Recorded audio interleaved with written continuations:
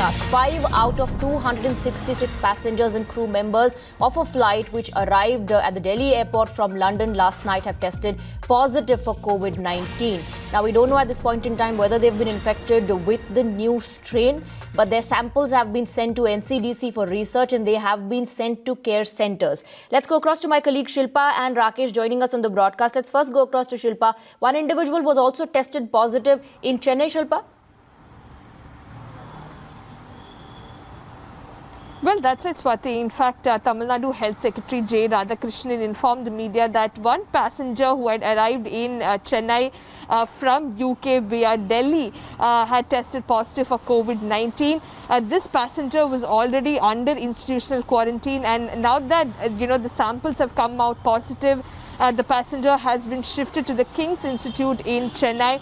But the health secretary says that the passenger's sample has now been sent to NIV Pune to ascertain whether this is a regular strain of COVID-19 or the new strain of COVID-19 that has been found in UK. Now, we know how flights have been suspended from UK, but several passengers have arrived in Delhi, in the country in the last couple of days, and for that reason the health secretary says that all passengers who arrived in Chennai either by direct flights from UK or by connecting flights will be tested for COVID-19. Right, Shilpa, let's also take an update from Rakesh. She's joining us from the Maximum City, and the authorities there are taking, Rakesh, due precautions.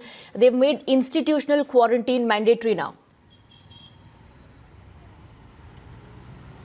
Yes, the BMC staff and Mumbai police personnel are on their toes at the international airport, and what we have been told by the BMC commissioner that the essential services, especially like vegetable and milk services, will not be affected during the night curfew. Considering this new strain of COVID, this measure has been already taken by the state government after a high-level meeting was held at the CM's residence yesterday, and now the night curfew is imposed of between 11 p.m. to 6 a.m. and Commissioner has clarified one more thing for the citizen of Maharashtra, that there is a difference between the night curfew and lockdown. So the people need not get panicked, because in lockdown people are not supposed to step out of the residence. But in lockdown, they are not supposed to step out. But at night curfew, there is a prohibition on assembly of more than 5 people at a time. So if anybody is found with a group of more than 5, then the action would be taken against them. And at the same time, as far as the other directions are concerned, BMC has issued an